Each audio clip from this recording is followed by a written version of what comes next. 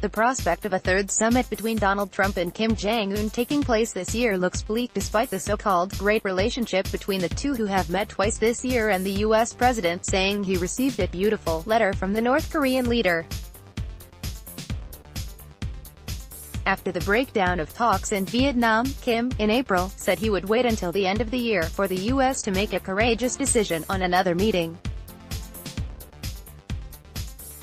In June, the two leaders had a surprise impromptu meeting at the Demilitarized Zone (DMZ), dividing the two Koreas. That was the first meeting since the collapsed Hanoi talks, the second summit between the two men in less than a year, which ended early after both sides failed to reach an agreement.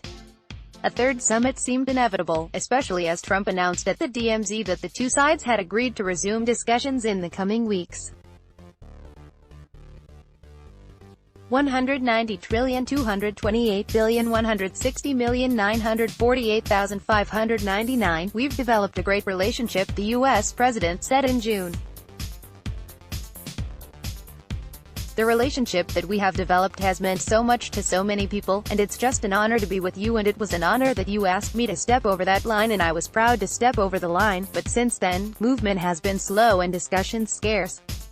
Chun Young-woo, a former South Korean national security advisor, told Al Jazeera, while both sides are open to having a third summit, they are busy increasing their bargaining power and securing more bargaining chips first. Washington and Pyongyang are playing games now to build a negotiation framework and terms conducive to their own interests, said Chun. Pyongyang versus Pompeo. While the relationship between the two leaders seems amicable and Trump has maintained a soft tone towards Pyongyang, North Korean officials are uncomfortable with Mike Pompeo, Trump's top diplomat. After Pompeo described Pyongyang's behavior as rogue, North Korean First Vice Foreign Minister Cho Sun-wei said that thoughtless comments increased animosity towards the U.S.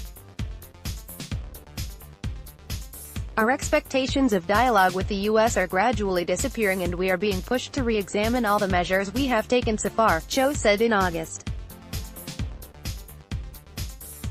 Since Hanoi, North Korea has repeatedly demanded Pompeo's removal from the nuclear discussions, calling him a die-hard toxin, and accusing him of distorting Pyongyang's statements. The criticism, however, has been limited to Trump's top diplomat and not the U.S. president himself, echoing Trump's admiration of the North Korean leader. The North Korean state media has criticized Trump's officials in an attempt to skip the working-level talks and continue the top-down approach, Chun said. For North Koreans, it is much less burdensome to sit with Trump than dealing with those having the best knowledge of what's really going on about nuclear issues. But no deal at working-level talks and pushing ahead with a third summit will end up with another failure. Pompeo has been described as a die-hard toxin by North Korea, said Serkan Gürbüz, AP photo. According to the U.S., Pyongyang's demand for sanctions to be lifted entirely in return for complete denuclearization of the peninsula was the sticking point in Vietnam, a claim that North Korean officials have rejected. Despite the deadlock, South Korean President Moon Jae-in said Trump's and Kim's willingness to engage in dialogue has never faded. North Korea is among the very few issues with potential for President Trump to claim a foreign policy victory. It's understandable why he wishes to maintain the personal friendly relations, Soo-jin Park, a former deputy spokesperson at the Korean Unification Ministry, told Al Jazeera. Working-level meetings. There have been no known meetings between the two sides since the DMZ face-to-face, and Soo-jin said the resumption of working-level talks should precede a leaders' summit. It's hard to see a third summit taking place without the two sides first settling on at least some of the issues of significance via working-level meetings, Soo-jin said.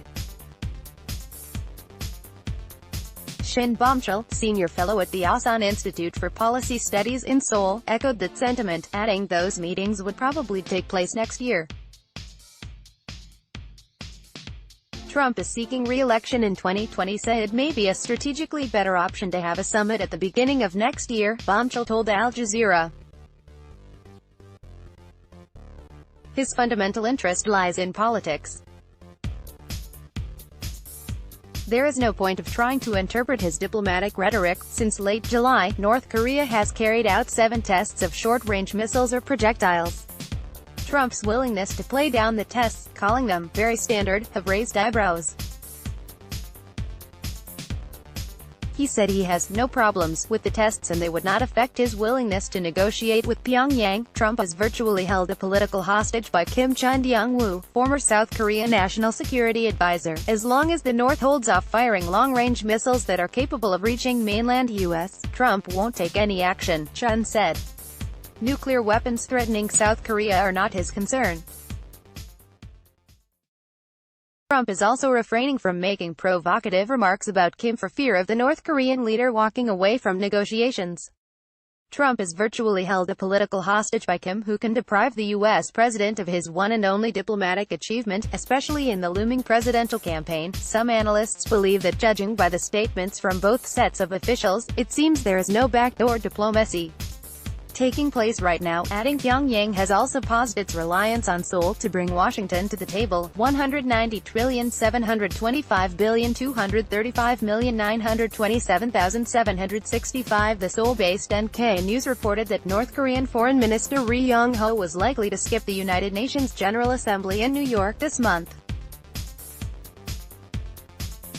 Ri's absence could mean an important opportunity for rekindling US-DPRK working-level talks could subsequently be missed, NK News wrote. But Sujin said in the current environment, and with the history the two sides have, backdoor diplomacy is imperative to ensure the continuation of dialogue. For such longtime adversaries, it's very difficult to make substantive progress through official and public diplomacy alone, she said. Let's block ads. Why?